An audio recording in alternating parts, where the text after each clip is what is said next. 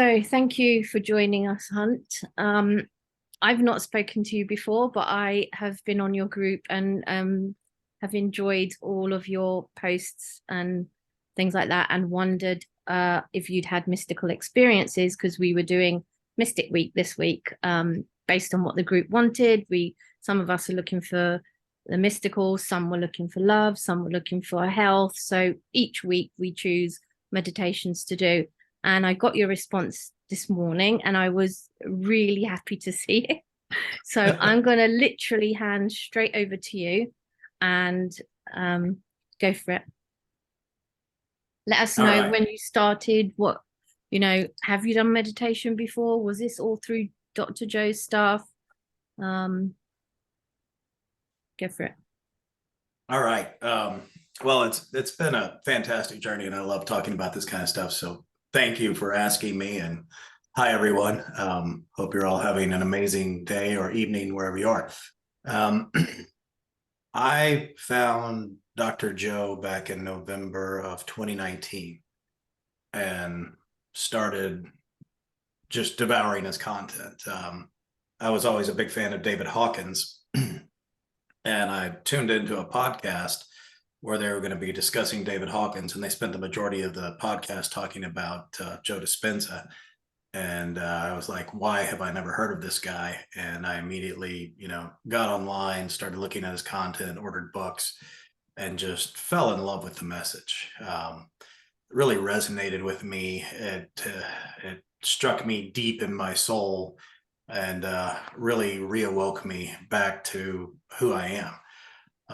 And so for, for a few months, right, it's November of 2019, I was following his work and had immediately scheduled to try and attend an event, and COVID happened and that all got wiped out. So fast forward now a year and a half, and then in 2021, I committed to go to an event and I would back out, something would happen, and life was still kind of getting the better of me. And then January of last year, or this year, I just drew a line in the sand and I'm like, I'm going to the next event that shows up. And like 2 days later, they announced the San Diego event. I signed up for it and went to San Diego. And that, I thought I was doing the work before going to the San Diego week long. And then going to the San Diego week long was just like wildly transformational. And that's really kind of where the journey into the mystical experiences begins.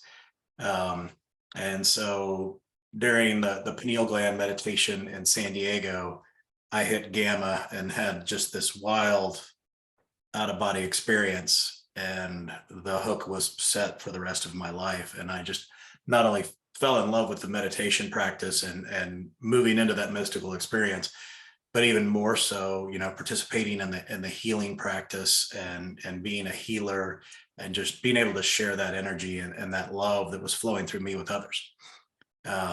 So much so that I immediately scheduled to go to the Marco Island event this year.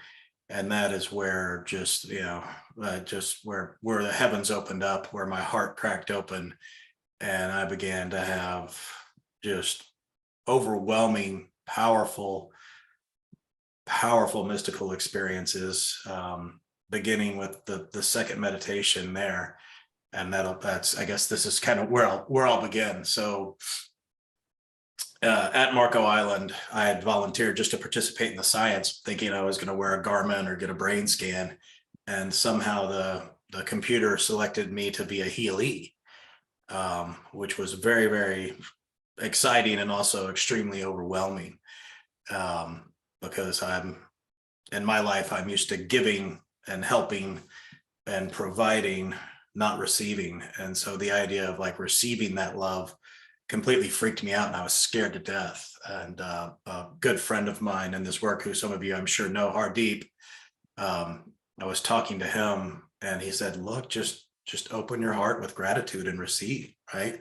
He said, the universe chose you for this, and so it's up to you whether or not you receive it, but just open your heart with gratitude and receive. And I was like, okay, I can do that. I think I can do that. And So we had that conversation, and then this is before even the healing sessions began, and we go in, and the second meditation on the first full day, and even before the meditation starts, I'm just like, waves of energy are just running up and down my spine. My hair is standing on end. I'm like already just really, really in the vibe, and feeling like so good.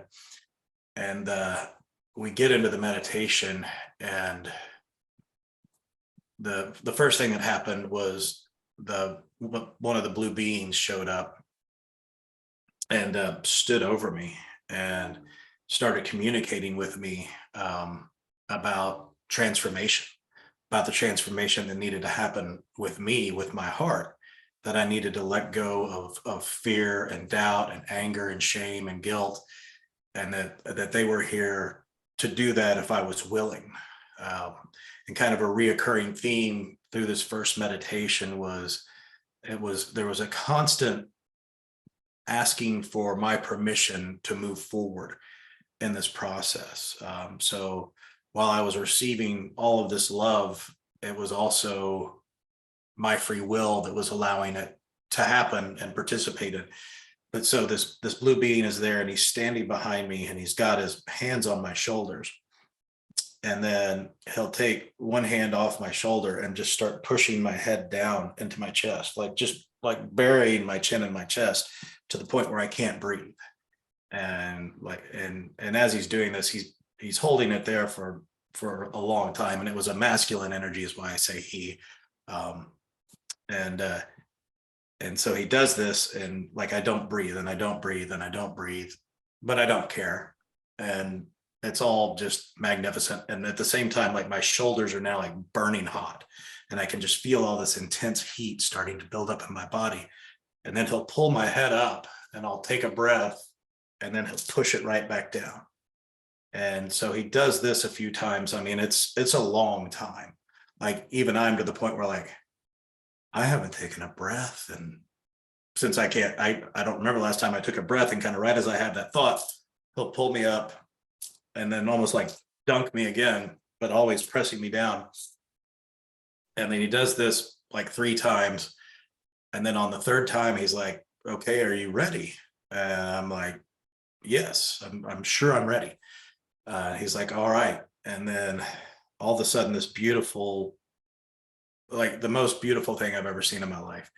And it was just the embodiment of love. And it's this radiant, sparkling, almost formless, feminine purple energy that shows up in front of me. And it just has this presence that is beyond explanation, but it's the pure embodiment of love. It's so divine, and so perfect, and so loving, that you just can't help but, like, oh, you want whatever it has, right? And it's a feminine energy. And so she asked me, she's like, she's like, "To heal you, we have to stop your heart." And I'm like, "Okay, great, stop it." Right. I'm like, I'm in at this point. And she's like, "No, we're going to stop your heart." And I'm like, "Okay." She's like, "Do you want this?" I'm like, "I've never wanted anything more in my life." Yes, whatever it is. Like, if I'm gonna be the first person to die at a Dispenza event, I don't care. I'm in. This is too beautiful. This is too amazing. I'm like, do I want to be that guy? I really like. And then the questions I asked, I remember thinking that, I'm like, yeah, if that's what this journey is, I'm going, because this is the most beautiful, amazing, wonderful, every adjective and adverb you can think of that's fantastic about an experience like this. It's just pure love. It was being in the presence of pure love, and I didn't want anything else. And so it goes on. She asked my permission, and I say yes. Well, so the blue being is now behind me, just holding onto my shoulders, and my whole body is just like dripping with sweat. I don't know this till afterwards, but I'm like, there's so much heat coming out of my body. And she reaches in to my chest, and takes my heart out of my chest. and puts it in this box, this like translucent box. And then she holds it in front of me and looks at it, and my heart just disintegrates into energy like plasma and then fades away. And I don't remember a lot after that. And it was, I don't know how much longer the meditation went on. The beings stayed with me. And the next thing I remember, I'm now laying on the floor and Joe is saying, come back to me. And I'm like, where have I been? Right. And I immediately, after that was over, I literally like sprinted back to my room and wrote this down, because I'm like, this is too incredible to not document. And so that was the kind of the beginning of the mystical experiences. And that's a short version, but it was so intense and so amazing. And then from there, the rest of the time in Marco Island was just one mystical experience after another. But the next meditation that afternoon was the healing meditation, where I was the healee. And the healee meditation, then again, the beings came back and they were floating above me this time. And in that meditation in particular, it was several angelic beings. And then my mother, who's been passed away for 16 years, showed up like in this, like there was this beautiful cloud of angels like hovering over me. And as they were like moving over me, and my body's flopping around and doing all kinds of things. And then I kind of settle down and the energy gets really calm. And then all of a sudden my mom shows up and she just tells me very simply, it's going to be okay. Everything's going to be okay. And it's beautiful. And so I'd had my blindfold on and everything. The healing meditation finishes and I look up and I've got the cage of healers around me, one of which happens to be a dear friend of mine. And she just looks at me and she goes, I don't know why, but I just have to tell you this, everything's going to be okay. And then we just both burst into tears. Absolutely beautiful. Amazing experience. Still brings me to tears a little bit even to talk about it. Then I can keep going. I don't know the format here, what anybody wants to hear. I can talk a lot. No format. Keep going, please. We're all soaking it all up. And so, I mean, like, and I'll break for a second. So like anybody who's seeking a mystical experience, like everything else in this practice, the only way you get it is to just let go of expectations. And to just really get present in the work and just open your heart and let go of all expectations. Because like I showed up in Marco Island to solve business financial problems. Right. My expectation was not that I was going to learn how to receive love, right? Like that wasn't on my agenda. My agenda was like, I'm going to get rid of this bad business partner. I'm going to restart my life. I'm going to fix these problems and I'm going to go on and life is going to be great. The universe had something totally different in store for me. Something completely, beyond my wildest expectation, actually, and far more better, excuse my English, just far better than I could have ever possibly imagined. And it just, my heart was cracked wide open. Wow. Wide open. To the point where I just, was so in love with life and resonating at such a high frequency that all of a sudden, more mystical experiences just started pouring in one after another. It was, I was so tuned in and so connected that like I couldn't stop having mystical experiences. So the next day, again, go in for a meditation, and this time the angels come back, and so we're laying down, and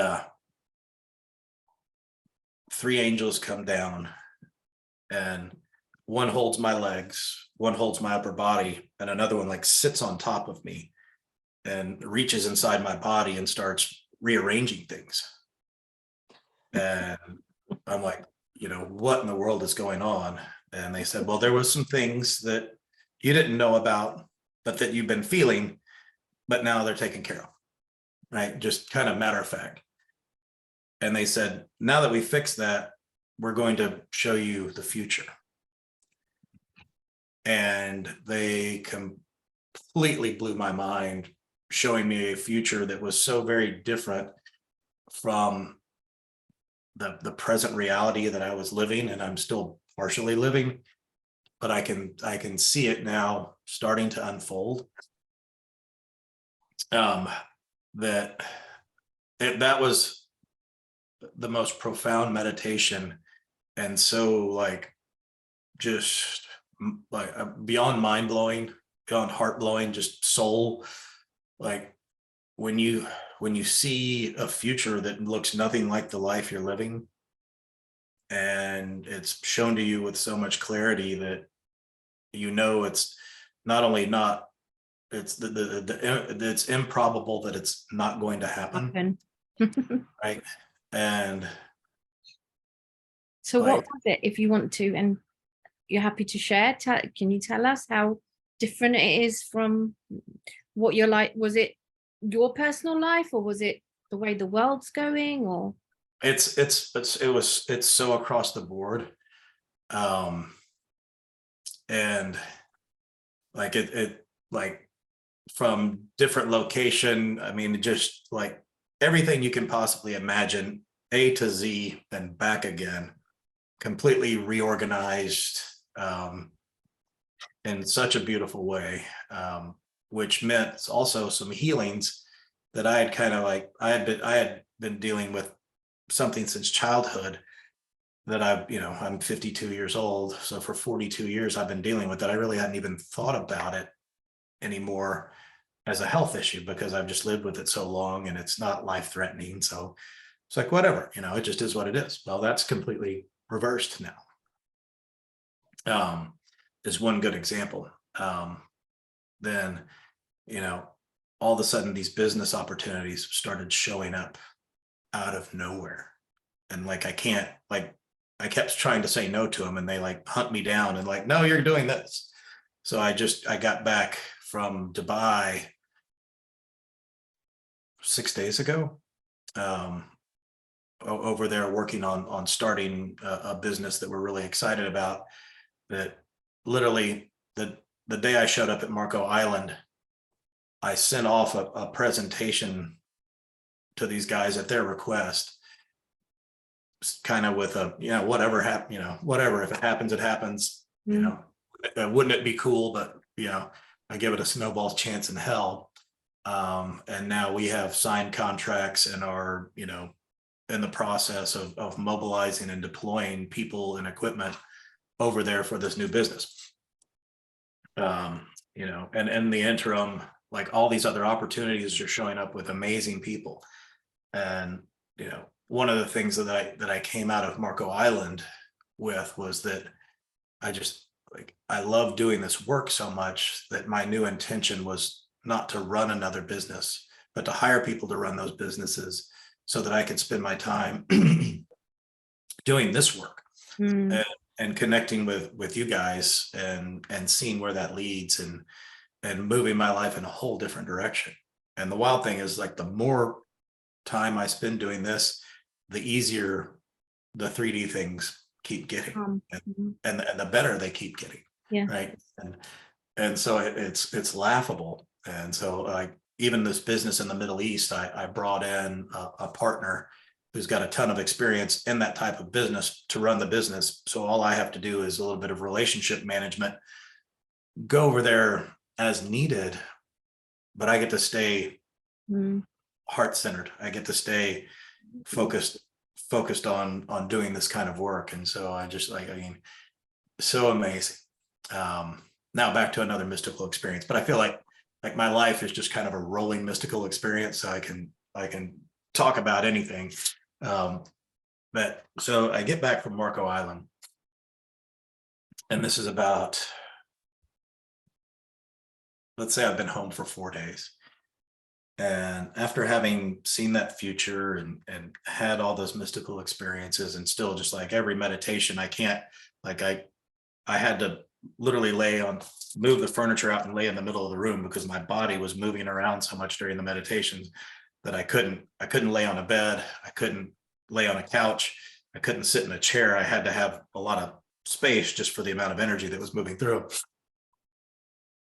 And so one afternoon, I'm just like still trying to reconcile current life with future life, right? With what I was shown.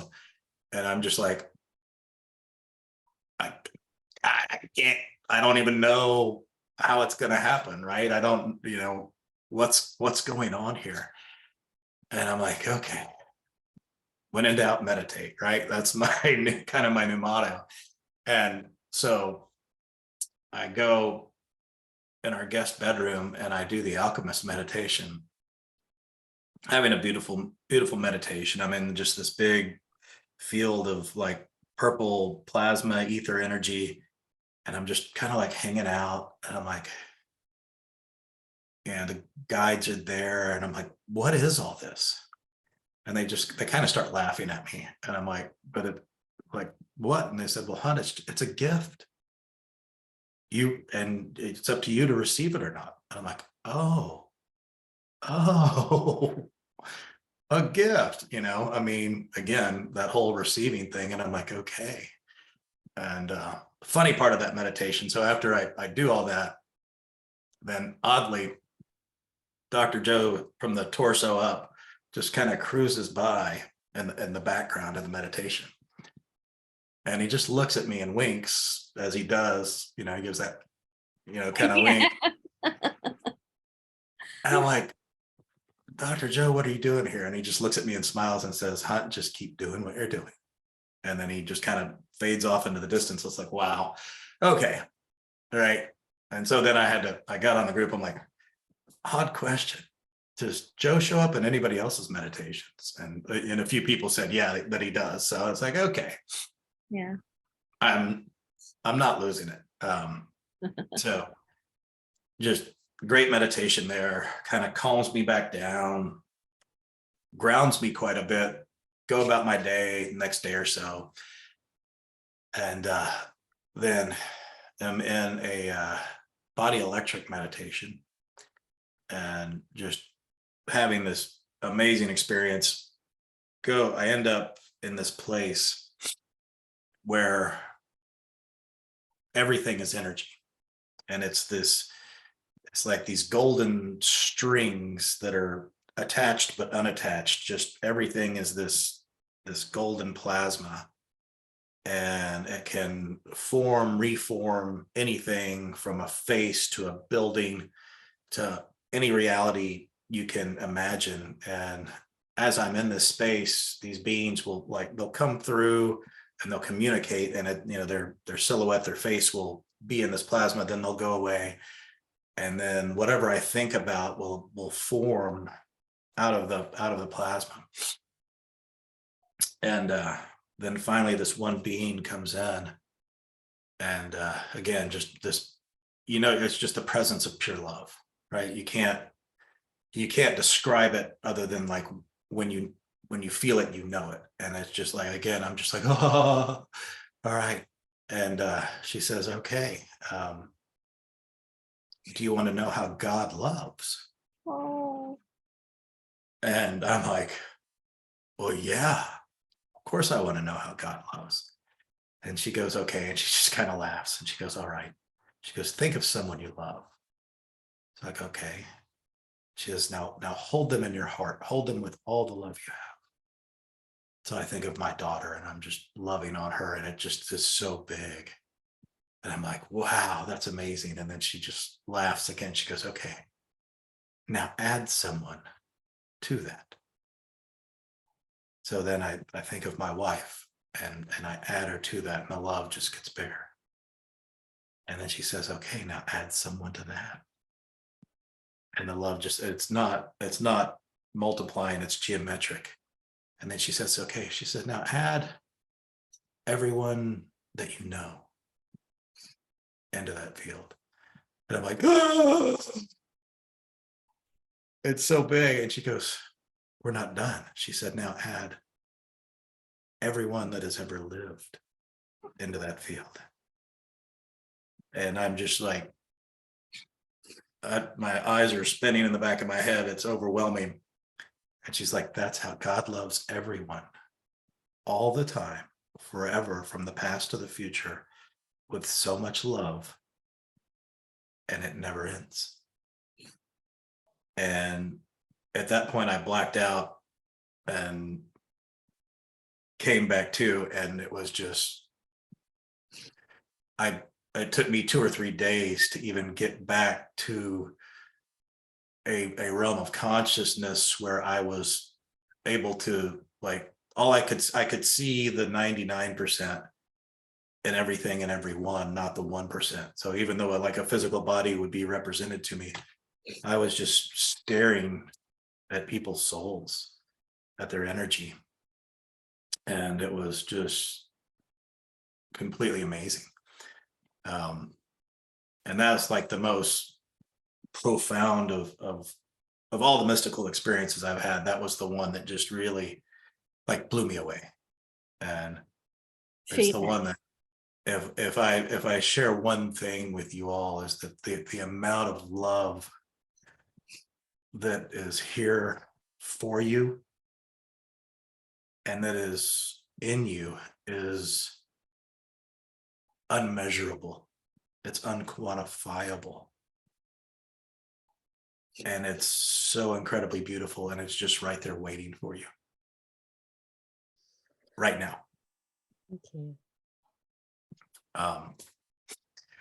Okay. So that's a lot of information. I don't know if anybody has questions they want to ask. I'm happy to answer a question. Jeremy has his hand up, so if you want to unmute yourself, Jeremy. Yeah. Like, what do they say? Like, how do you follow that? Let me lower my hand. So I've been doing this work since 2019, and I went to a number of week-long prior to and including 2020. And as we well know, and I don't know if it's changed a lot, you know, most of the constituency of Joe's community is of the female gender. Yeah. So the thing that stands out for me often is, you know, my experience. I'm 51. As a man, is that, like, you know, it's always been about sports and binary and a closed heart and like aggression and competition and like that kind of stuff. Right. And I've even tried to practice those things even when those really weren't me. And I even have a brother who's gay and who has been gay since before Stonewall. So like I've experienced, you know, the oppression of like trying to be a heart-centered man. So I guess I was wondering, like, you know, I don't know what exactly the question that I want to ask, but I mean, like, was that something you kind of already were with, or like, I mean, how do you factor in the experience of receiving it? Because literally this is the most profound testimony, and I watched like about 80 of them. I was trying to get through all 600, but they're now probably closer to 7. But anyway, I guess what I'm just trying to say is that, like, if you could speak to those of us who are like frustrated because it seems like we have less hardware than the women do to do this stuff, or at least that's been my feeling, because I haven't had mystical experiences, and I'm not super questing for them, but like, I'm just trying to draw you a picture here. I guess I'll leave it at that. I think I've said enough. Thanks. Right. You know, everybody has the ability to experience this. And like I was so blown away that, like, I sought out people inside the Dispenza organization. I'm like, is this normal? Because if it is, it's awesome. And I hope everybody is having these kind of experiences. And they're like, no, they're like, we don't know what's going on with you, but you're definitely outside the band of normalcy on the frequency and profundity of your mystical experiences. I will say, like, the background I grew up in and the childhood health issues that I had pushed me in a different direction. So I had to learn how to open my heart early on because of the, and I'm not like, don't take this wrong, like the amount of suffering I experienced as a child and as a young man was so much that while I did very well competing in the external world, I had no peace in the external world because of all the other problems I was dealing with. So thank God I chose to kind of go inward and start seeking this path.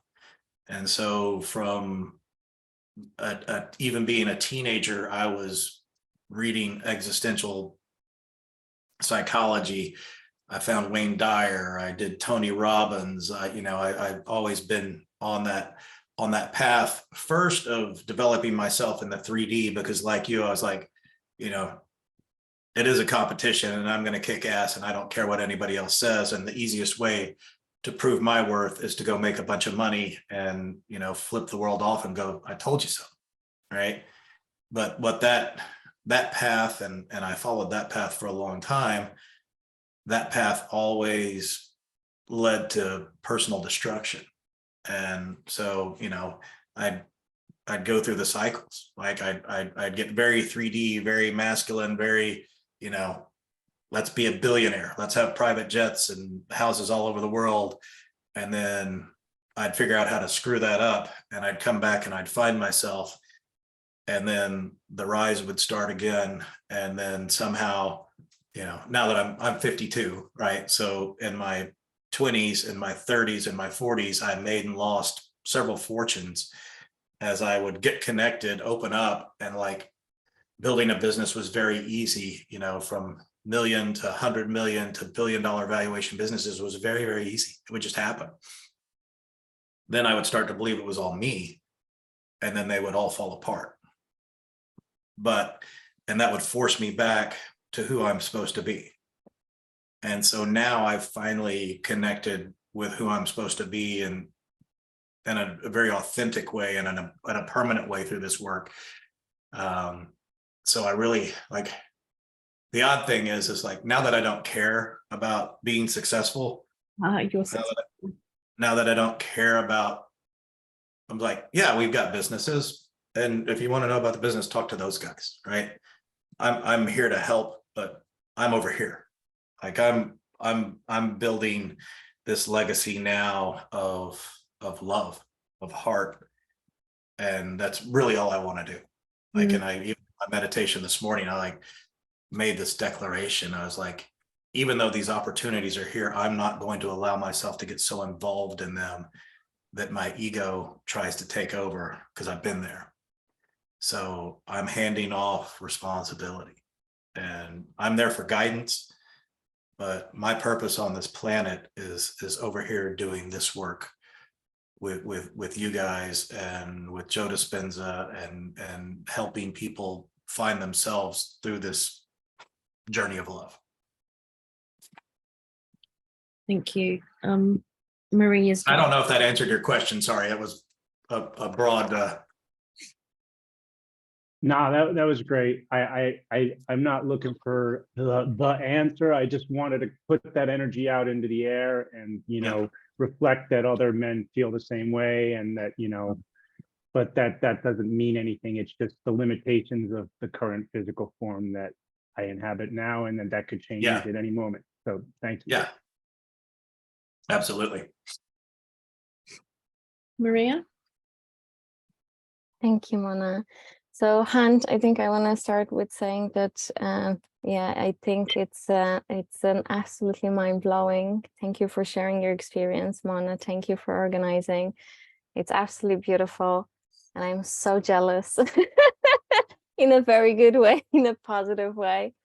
And I guess my question is, was there anything in particular that you can think of or you thought of before you've entered the room on the 4 a.m. meditation on the day when your first mystical experience happened? Was there anything different on that particular day? A couple of things. Like leading up to Marco Island, I had really set an intention to be open to whatever it is that God and the universe wanted for me.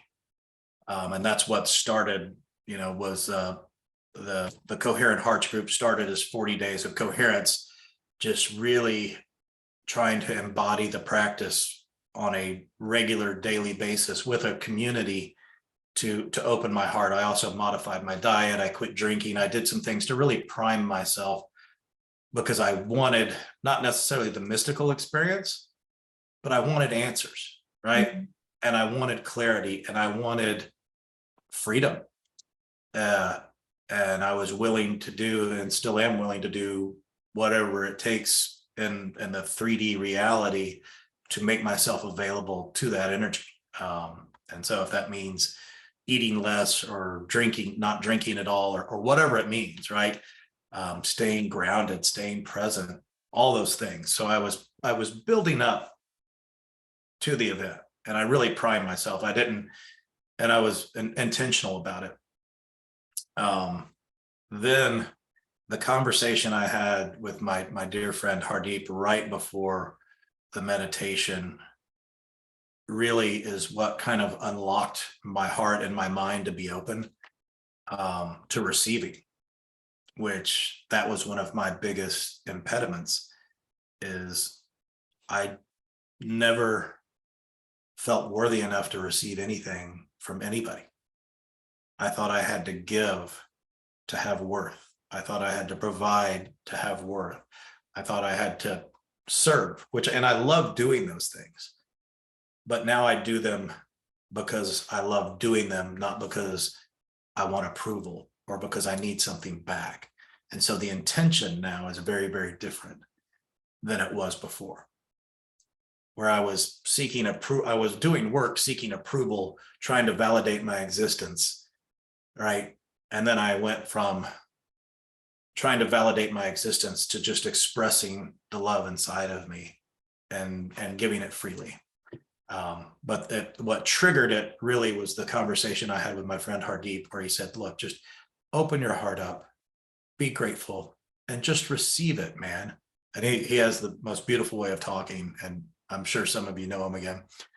And he just said it, and it washed over me, and I was like, oh my gosh, okay, I think I can receive this. Because I mean, literally, I was out there and I was scared to death. I'm like, people are going to gather around me and give me energy. Why would they give me energy? Right? Mm-hmm. I'm not deserving of this. I'm not worthy of this. I'm not even seriously physically ill. Right? Someone else should take my place. And he's like, no, man, it's your time. Just be grateful and receive it. And I went in and I went, okay, I'm just going to go with it. I'm going to trust this. I've done the work to be here. I believe in this. I'm committed to this. Let's see what happens. And then what happened was something wildly unexpected and completely beautiful and life-changing. I guess it's really beautiful that you didn't take it intellectually, you didn't take it as information, but you literally went straight into your heart. And I think so, again, even though I had a number of successes with Dr. Joe meditations and my own, I can see that there are certain subjects when I'm literally my head is going against the wall and I'm like, Maria, come on, you know it intellectually. Why you can't let those emotions in? And I'm like, oh my gosh, yeah. But I guess, yeah, it's just more practice, and seeing what's coming, what's going to happen next.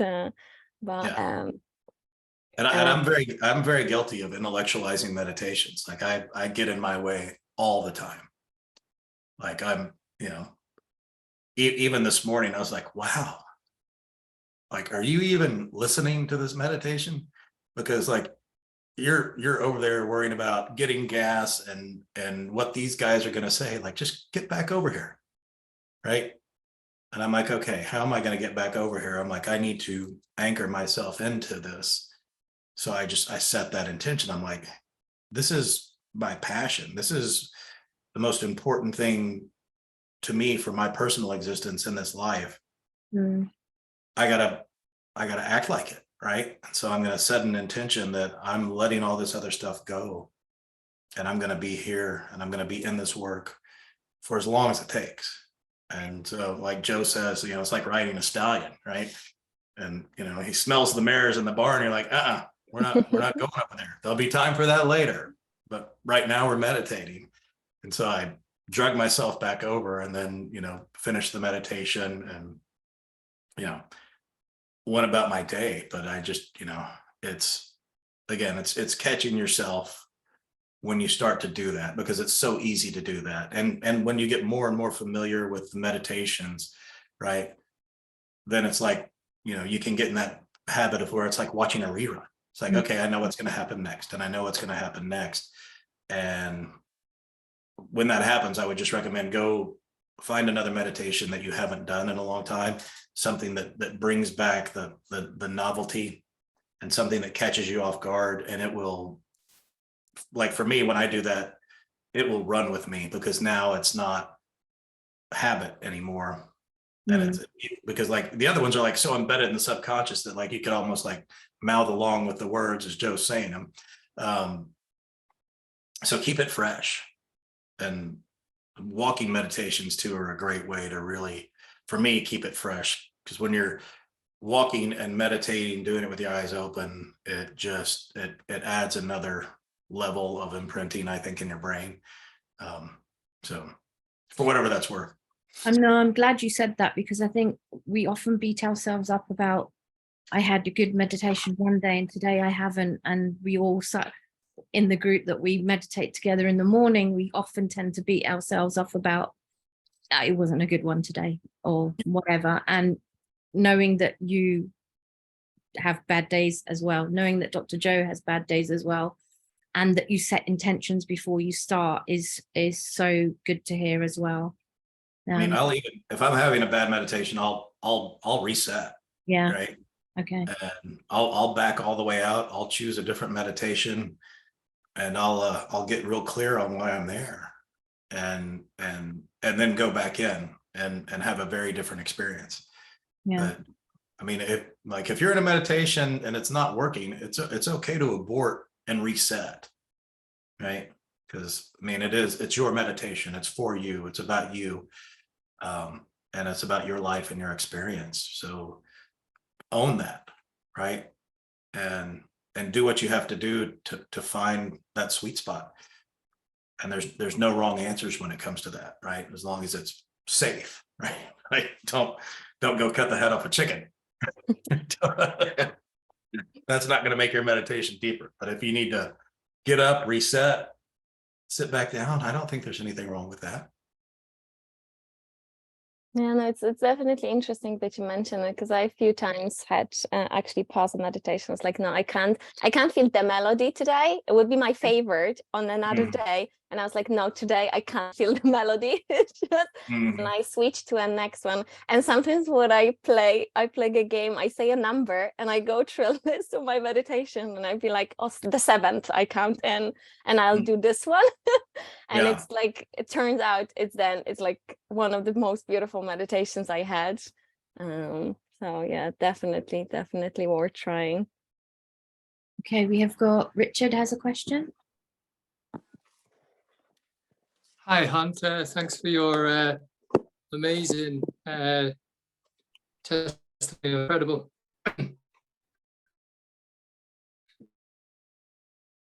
Oh, Richard, you've So kind of frozen. what We can't hear you. You've frozen. Is there any chance you can type your question because you've frozen completely? can do that. It's me. I've frozen. Yeah. Oh. Okay, now we can hear you. Okay, now try. Now we can see you as well. Yeah, I just go to this other room and That sounds better. maybe the reception will be here. Okay. Sorry about that. So yeah, first off, thank you very much for that incredible testimonial. It was awe-inspiring.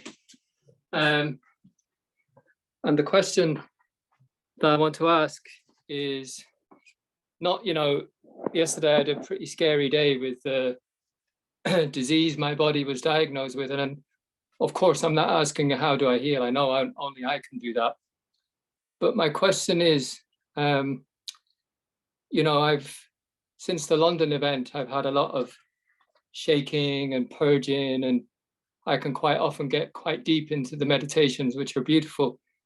But then when I come out of the meditations, not always, but quite often, I seem to get stuck. My body mind is like overpowering my thoughts, and I can get trapped again into negativity.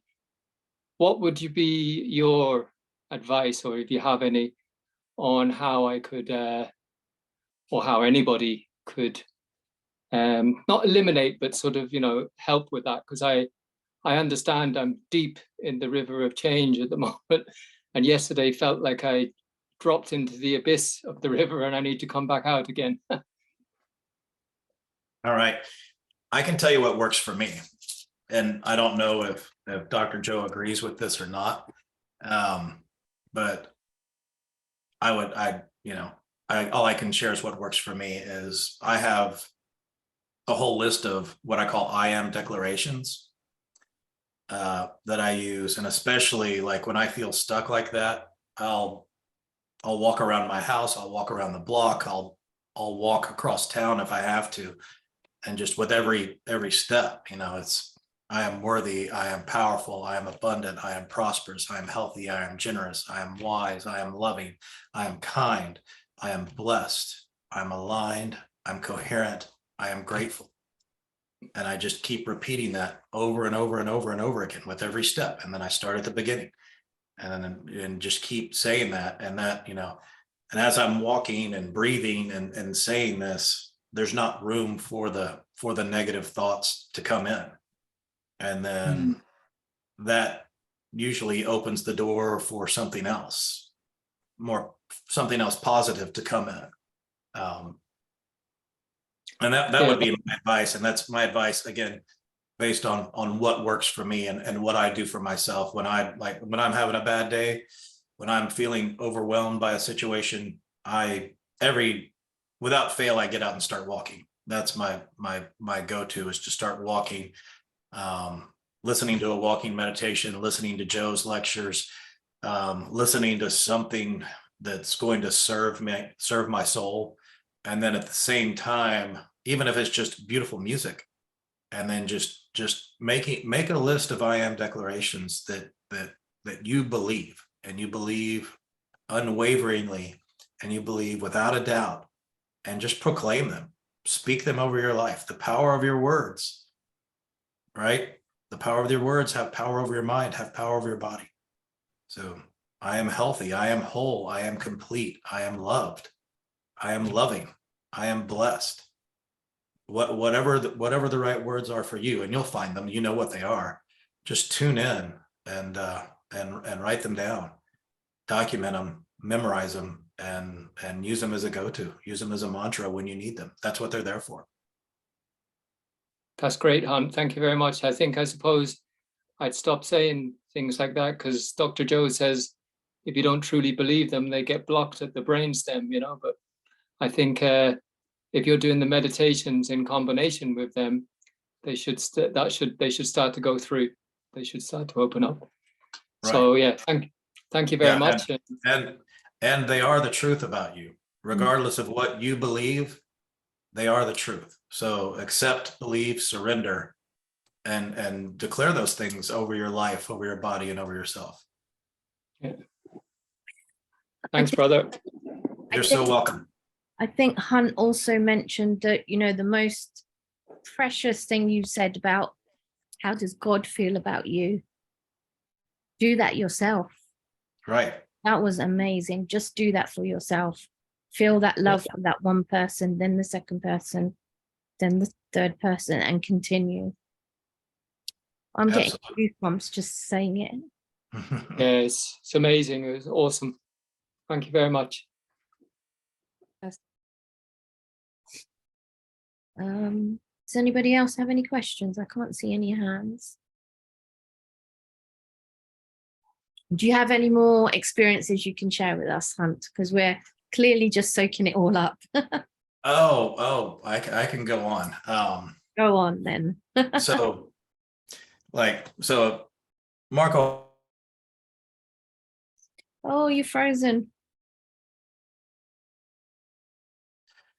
Soul growing experience, and then I went to Nashville, and Nashville had its own personality, its own experience waiting for me that was very, very different.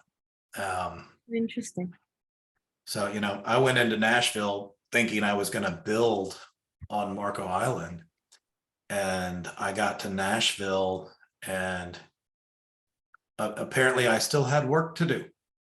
Hard work to do. And so the Nashville experience was not a lot of fun, but very beautiful at the end of the day. But I had some deeply buried, unresolved issues in my subconscious from early childhood that, again, I had just kind of stuffed down, compartmentalized, and thought I was getting a hall pass on not dealing with them. And they all surfaced in Nashville, and it was a dogfight. But I remember the second day of the Nashville, we'd had a good first day. It was challenging, but then I spent the evening with some friends. We drank a little wine, we laughed, we danced, we had fun. And I went to bed on a very high note and felt very supported and surrounded by friends and love. And I got up and I was getting dressed, and I was just standing in my hotel room. And I don't know why I said it. And I just said, the spell is broken. Like, and I walked out and I'm like, the spell is broken. The spell is broken, right? And go have a great meditation. Then we go straight into the walking meditation, which is the walking body electric. And in the last few minutes of the walking body electric, Dr. Joe says, and so the spell is broken. And I started laughing, and then I started crying, and then I started laughing, and then I started wailing. And I was just like, I can't make this stuff up, right? I mean, you know, that is the land of, like, you're never going to believe this, but that's exactly, I mean, I'm like, synchronicity, check the box. Yeah, I mean, is God speaking to me? I check the box. I think so. Like, it, I mean, how do you get that exact experience out of that? I don't know. But I was like so blown away and so grateful. And then again, go back in. We're doing the pineal gland meditation now the next Sunday. Is that right? And have this very pleasant pineal gland meditation. Not like a wild mystical experience, but I'm in this just beautiful, like, field of white, pure white energy. And it's so bright that it brings me back to consciousness a little bit. I'm like, why do they have the lights on in here? Why do they have the lights on in the middle of this deep meditation? And I put my hand up on my face. I'm like, oh, I have my face mask on, right? So it was all, not in the physical 3D realm that this bright light was there. I had my mask on. I'm like, oh, okay, I'm meditating. So I'm in this white field that's light, it's energy, it's sound, it's everything. It's just this pure white field of nothingness, right? It's a void of white, not of darkness, not of black. And I'm like, okay, what's next? And it kind of rotates over, and it does this like dimensional fold, and then I'm laying there looking up, and it's just endless sky in both directions with these rainbows. And now here's where it gets weird. So I'm like, okay, this is, how am I going to describe this to somebody? I remember thinking that, and then all of a sudden, like static on a TV set, there's like this glitch, and literally it's like, and all of a sudden this dark being, this dark energy shows up. And I'm like, what are you doing here? And it just kind of hovers there. And I'm like, no, not having this. Go back to my puffy clouds and my white energy. And it comes back again. And I'm like, this is really weird. And again, you're not welcome here. Thank you for whatever you're supposed to be doing, but just go ahead and go back over there.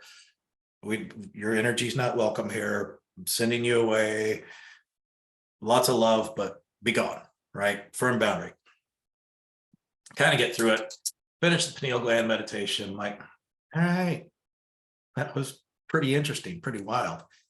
And we go out of that and we go out to do radiant heart walking meditation, which is a beautiful, like heart opening, like people are walking around staring at the sky, just loving life. And this little dark energy bastard decides to come back and bring friends. And I'm like, what in the world? And like, I'm trying to have this beautiful experience, but he's like, no, we're coming, we're taking over. You don't have a choice. And I'm like, I absolutely have a choice. No. A very long story short, he brings friends, and like at one point I'm standing and they're circling around me, and I'm just like freaking out, right? And I actually, in the middle of the pouring rain in Nashville, on the asphalt, like literally like fall to the ground in the fetal position. And I'm yelling, no, I don't want this. I don't want this. And crying my eyes out, wailing. And I get to a point, and I just find this peace and this strength. And I just stay there. I'm like, no, enough. You're done. All of you are done. You're dismissed. Go away and leave now. And don't ever come back. And they left, right? And then I finished that meditation. Then we go inside and sit down. And again, this is one of those things. How in the world could I make this shit up? We go in and we sit down, and Dr. Joe starts lecturing, and he decides to lecture about dark energy and about these dark energy beings, and that they're actually not necessarily evil, but what they feed on is the energy of negative emotions. And I look over at one of my friends, I'm like, what are the odds? Right? What are the odds that I have this experience? And then this is what Joe leads off with in the lecture. I'm like, again, the synchronicity of this, I can't make this shit up, right? And so was completely blown away by that, and like was so grateful that, again, got confirmation on the other side of the meditation that it's all okay, and it worked out. And like, yes, we're going to face those dark energy moments, but again, it's not the more energy you give to resisting them, the bigger they get and the more energy and the more power they have over your mind and your heart. But if you can renounce them and just dismiss them with like a disobedient child, like, no, go to your room.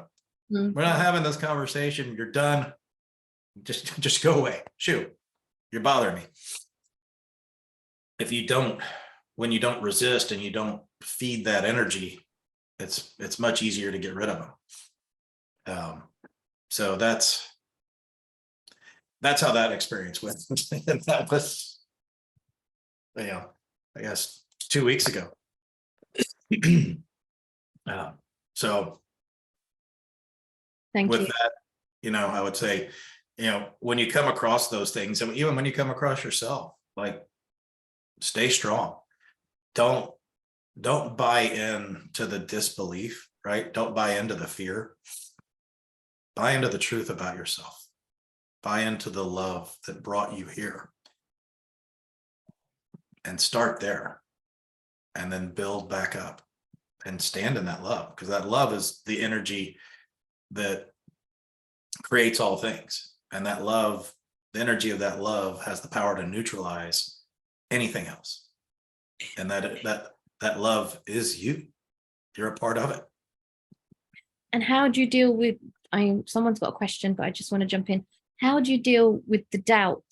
Then, am I doing this right? I'm not progressing, or I am one day and I'm not another day. How do you deal with the doubt? You stick with it, right? It's, when you're in the work and you make the commitment to do the work, trust it. Trust yourself, right? Yeah. Everybody has doubt. Am I doing it right?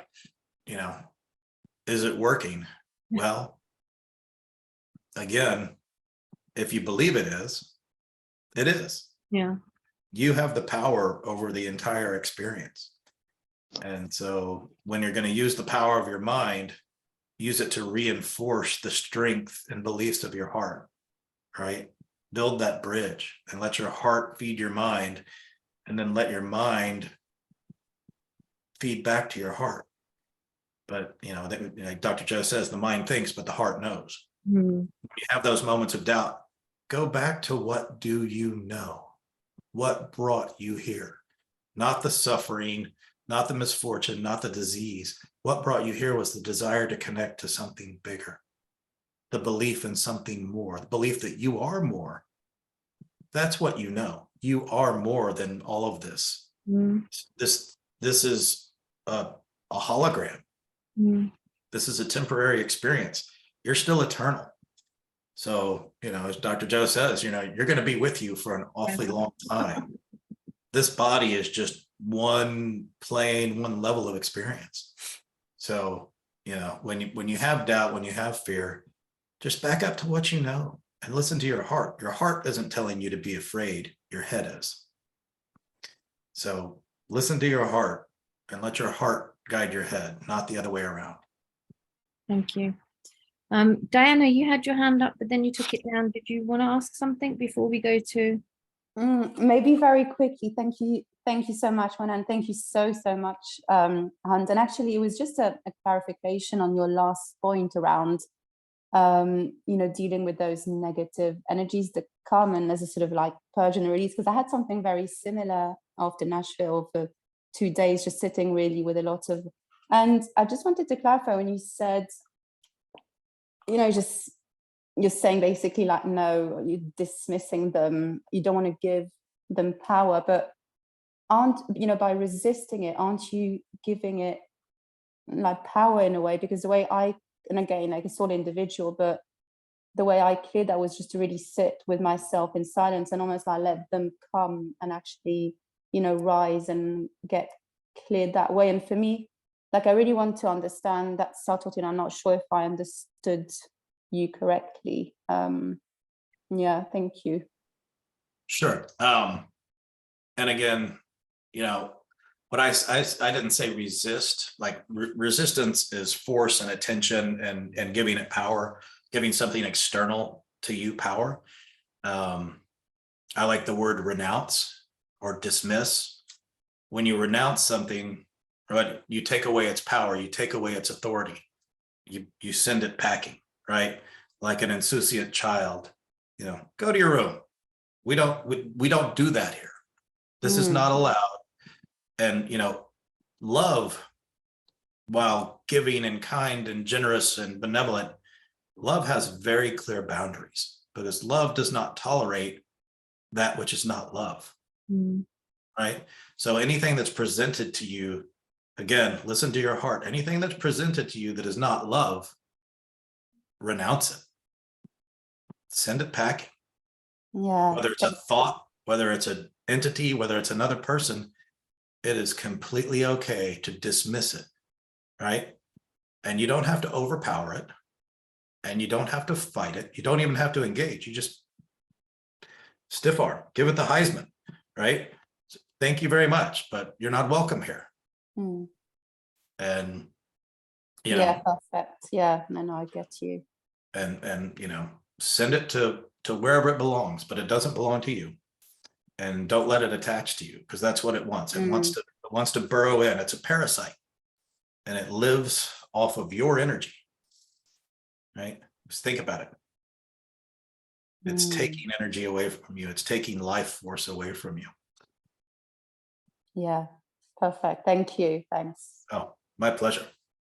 We've got 2 more questions, Hunt, if that's okay. Of course. We've got Vijayajita. I hope I pronounced that right. That's fine. It's Virajita. That's fine. Virajita, sorry. Thank you. That's all right. Thank you very much. My question is, I think you already answered half of it. That's why I put my hand down. But anyway, I'll ask. It's just after having all this experience and everything. Now, what's the truth you have realized about life and everything in grand scheme of things? Because I started this work, my realization, the truth, the seeking the truth. So I would like to know your perspective on this, Hans. Thank you very much. Sure. Just like you, I'm still learning. I'm still experiencing. I'm still fallible, extremely. I can still get caught in my ego. I still react. So what is this? This life is learning how to move to that level of love where you can start to transcend, where you can not react, and where you can have those boundaries, and you can come from a place, from an energy that is aligned and attuned with love, is what I believe. And so what's next is an adventure, right? And kind of as I deprogram myself and continue to deprogram myself, my expectations about what's next continue to change. I know what my intentions are, and obviously there are parts of this 3D existence of the hologram here that we still have to take care of, right? So I'm cognizant of that, and as displeasing as that can be sometimes, there's those tasks that have to be done, right? You've got to take out the garbage, you've got to pay the bills, you've got to tend to your body. But now those things are done for me with a lot more joy, because I know that it's like working out. Like you take care of your body so that your body will take care of you. You tend to the 3D so that you can spend more time in the 5D, and it's orchestrating that balance of learning enough and learning new ways to do that, and then open yourself up to whatever the next experience is going to be.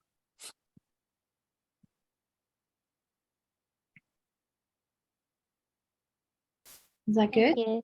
Yeah. Yeah, thank you. Nicola? Sorry, I'll just turn the camera on. Yeah. Hi. You're so inspirational. I'm just so into what you're saying. I'm building on the last question, really. I'm practicing the breath, and I'm trying to activate the pineal gland, which I'm still in the process of. What I'm wanting to know is, once that is regular and flowing, a little bit like you were just describing, you know, how it changes your life. But also, I also wanted to how perhaps some of the experiences that you had, mystical experiences, can you draw them, the multidimensional beings, the angels, the, some of the high level experiences you had, can you contact them and have conversations with them on a day-to-day basis? Oh, I'm not that good. I wish that I was. And there's many a morning where I'm meditating. I'm like, okay, I'm not doing a great job here. Can, you know, mystical being, divine spirit, come sit with me, come be present. And sometimes I get a, yeah, we're right here. And most times I get a, you can figure this out, pal, right? It's on you. Because there, and Dr. Joe talked about this in Nashville as well. You know, these high energetic beings can only lower their energy so much. You've got to raise your energy to match them. And if you can, then you can have that experience. So, you know, if they're at 1,000 and you're at 200 and you're asking them to come from 1,000 down to 200, and I'm using arbitrary numbers, even if they wanted to, they can't, because then they would fall from their realm, right? So you've got to hit a threshold that they can reach, and then that's when it starts to happen. And and what I noticed is, like, the higher my energy level is, the more in tune I am, the more frequent the mystical experiences are, because I'm resonating at that much higher level. And when I get bogged down with life and I get overwhelmed with my own thoughts, and I'm, you know, being extremely human, they aren't going to come down and save me, right? That impetus is on me to reach their level, not theirs to come to mine, right? Because they're another dimension, another frequency, a whole nother level that's very different than this slow frequency that we are in this three-dimensional realm. And so it's Yeah. And again, I was under some illusion that once you start activating your pineal, you've already raised yourself to a certain level, but maybe they are slightly separate. You still, of course, it's right. a continuum. Yeah, Joe would say, I think Joe would say, as you activate your pineal, that's when he would say you're knocking on the door, right? That's just Because you're activating the radio receiver in your head, and as you're pulling all that energy up, yeah, you're raising your energy, right? And mechanically, yes, I think all those things happen. But I think a lot, and this is my interpretation, right? A lot of that energetic frequency comes from the resonance of your heart, right? And your heart pushing that energy up. And so the more you can expand your heart, the bigger that energetic field is that can then push up into your brain, that allows you to tap into that energy. And so like the breath is incredibly important. But I think opening your heart is, like, for me, opening your heart is where, like, the true magic is. And the more my heart is open, like, the easier it all becomes. And when my heart is open, that energy just shoots straight up into my brain, and it doesn't even take any effort, right? And I could, when my heart is really, really open, like, I could pop into that state in a second, or not even a second. I'm in that state without effort. And so, like, just the power of the heart is it has, the magnetic force of the heart is so much stronger even than that of the brain. But as you're tuning into the mystical experience, and again, this is my interpretation, so take it for whatever it's worth. Like, the more power you have in your heart, the stronger the signal is to your brain, to your pineal gland, and to the mystical, because it all, like, again, the heart knows, the mind thinks. And when your heart is in tune, then that's what opens the door could I just ask, because I do struggle with worthiness and opening my heart, and were there anything that you could help perhaps to start that process, or to feel more worthy? You know, I think, you know, going back to like one of the mystical experiences I had where it just experienced that love, right? And, you know, start by just breathing into your heart and feeling energy move up from your lower energy centers up into your heart, and hold it there, let it expand. A lot of the meditations start that way. Just, you know, it's almost like a warm up to get your heart open, to get that energy flowing. And then, you know, again, as Joe says, once energy gets to your heart, where does it go? It goes up, right? But, you know, feel that love, open your heart to feeling love for other people, and then turn that love around, right? And give it back to yourself. Feel it for yourself. You're very worthy. You're here. God doesn't make mistakes. The divine loves you. The divine lives in you. The divine is you. Thank you. You're beautiful. Thank you so much. Thank you.